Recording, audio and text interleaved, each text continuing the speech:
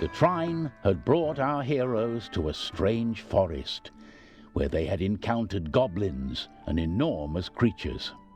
After facing the perils of the forlorn ruins, they came to a great big steaming swamp. However, they were unaware that someone was now following their journey with great interest. I wonder what goblins eat. They eat people, like you. Oh dear. Hey guys, what's going on? It's Alan here, and we're playing some Trine 2. So this is part 3 of the walkthrough, I believe.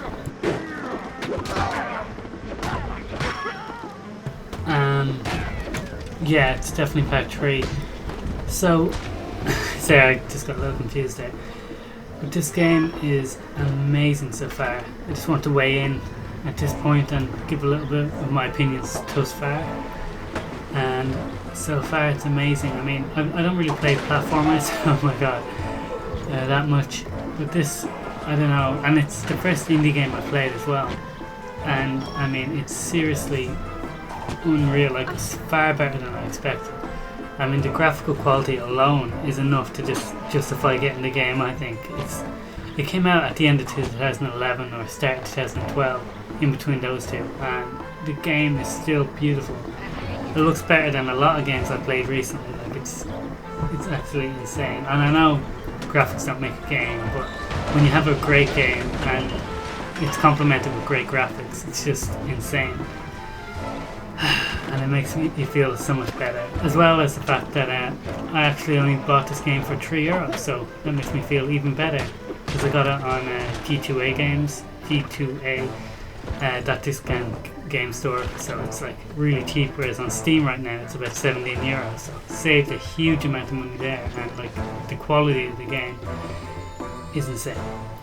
So I'm going to shut up for a little bit now because I've been talking too much and taken away from the experience.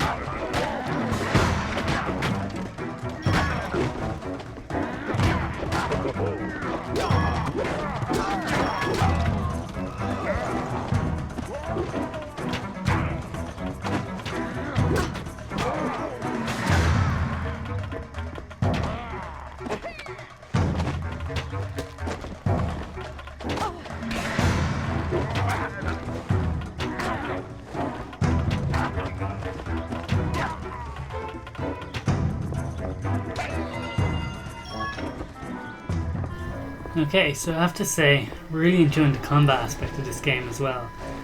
They get so many aspects right. Like it's really hard to find any flaws at the moment. But if I find any, I'll let you know. Well, I guess one flaw might be some things are a little bit frustrating, but that's just my own like uncleverness, I suppose, or inability to see the obvious. But as I was saying, really enjoying the combat in this game. It's very simplistic, but that simplicity just makes it so much fun. As well as the enemies, it only requires about 3 or 4 hits for them to kill you, as you saw, which adds another dynamic to it. So it's not overly complex, but it's still a lot of fun. And in this game, you're going to see me get stuck a lot, but I'll probably cut out some parts where I'm spending overly amounts of time trying to figure it out. Because most of the stuff actually isn't that complicated, but it's just getting yourself to see it and solving little puzzles like this one. I mean, I figured it out, but it was just trying to get it to work. And sometimes you just need that extra bit of patience. But definitely recommend it if you're into puzzly games, and if you're just up for a bit of fun, you can literally waste hours playing this game. It's really hard to stop, but there you go. I'm really struggling to find anything that I don't like about the game so far. And we're nearly like about 40 minutes into the game at this point, probably a bit more. So like it's just good.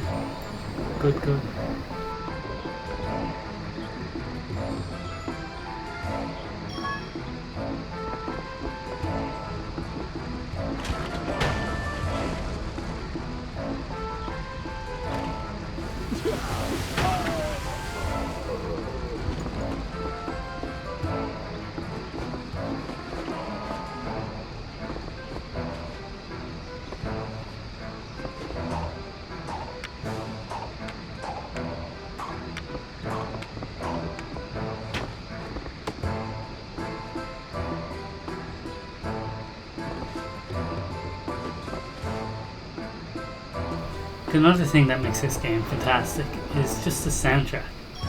If you listen to it, it's just so engrossing, and I don't know, it's just there's something about it that just keeps you immersed in the gameplay. You know, the game is incredibly immersive, and it drags you into its little world. And while it's not overly complex little game, it's exactly what you want, especially if you like kind of platforming games. Like I said, this is the first time I've played this type of game, and it's the first indie game I played, but it definitely will not be the last. So yeah, I mean, very good first impression. I'm sure it can't be perfect though, there's gotta be something, and when I find it, I'll let you know, but I really find it hard not to recommend this game at present. Especially if you go to G2A Games, you'll get it for pretty much nothing, and it's definitely worth every cent that it's on for Steam, but at least in my opinion so far.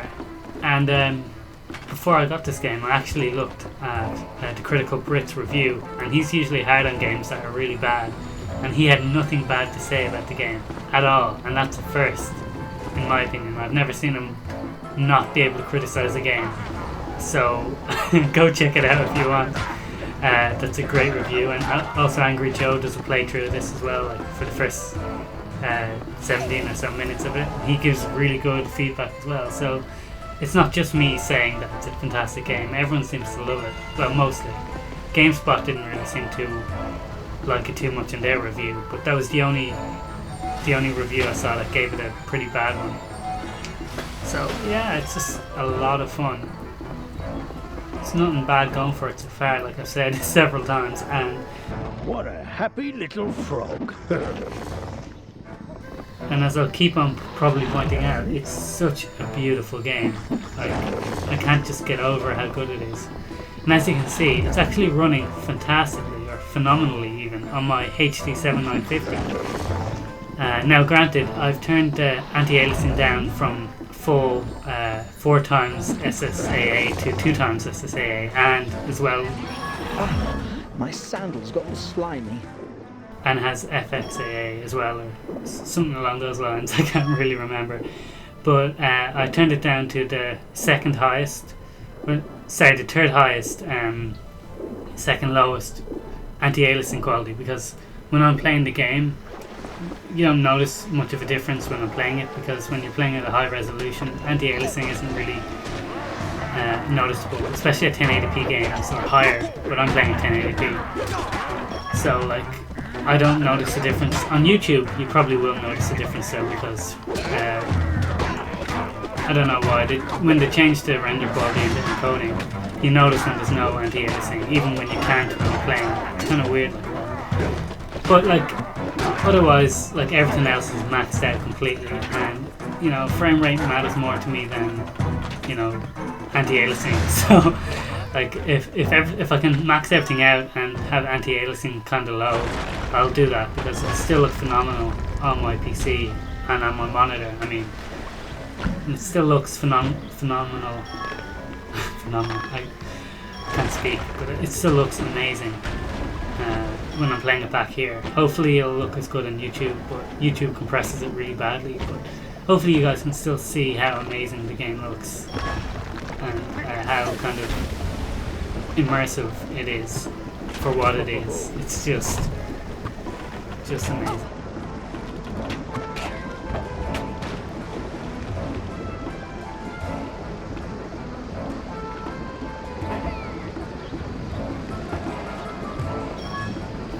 So, like, you'll see as you play through, like, you shouldn't be intimidated because it's a puzzle game. I mean, there are some areas that are kind of complicated, and this level itself actually took me quite a while to do.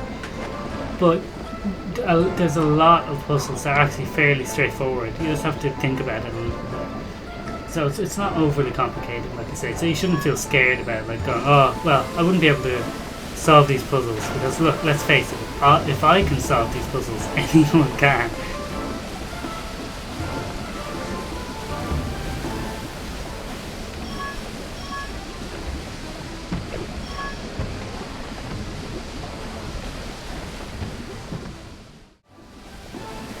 So as you saw there, I was actually stuck. This bit actually confused me for a while. It's one of the harder bits, but at least for me. I mean, everyone else will, different people will find their own solutions. And another great thing about this game is you don't have to, like, there are several ways, in many cases, you can solve these puzzles. Like here, I actually come up with a kind of unorthodox solution that probably isn't the right way to do it, but I find it works. So, you know, you find your own little way, and you feel really satisfied when you actually find a way to do it, you know?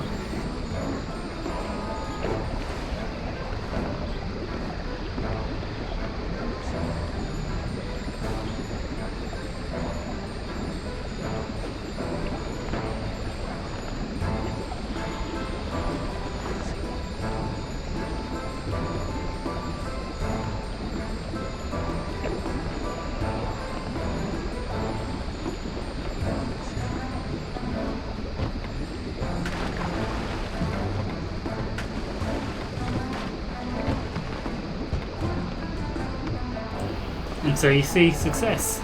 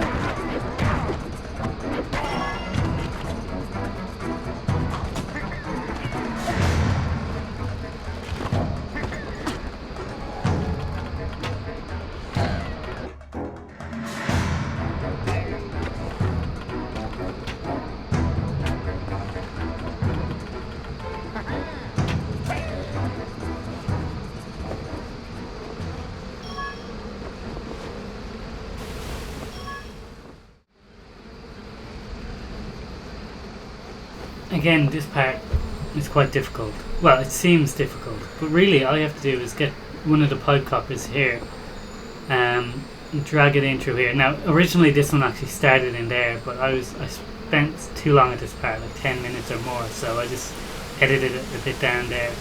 But what you want to do is basically get this pipe so one end is facing the beehive or the hive of whatever they are. I'm going to say beehive, even if they're not technically bees, but whatever it is, and you just want to do that so the fire will then, you'll redirect the fire to the hive and kill your enemies that way, and you don't have to like end up dying trying to get through.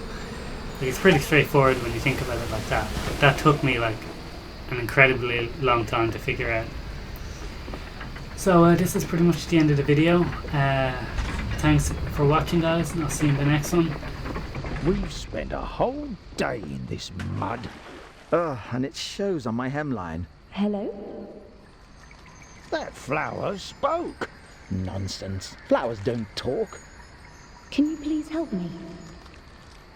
Of course, Lady Flower. Find my sister on the other side of this swamp.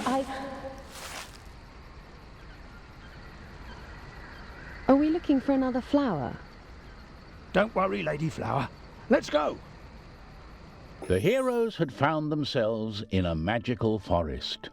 Pontius had been quite taken by the ladylike flower they had encountered. Amadeus thought the matter with the flower was some kind of an enchanted practical joke. Zoya didn't think this or that about the flower. We'll wait and see, she pondered.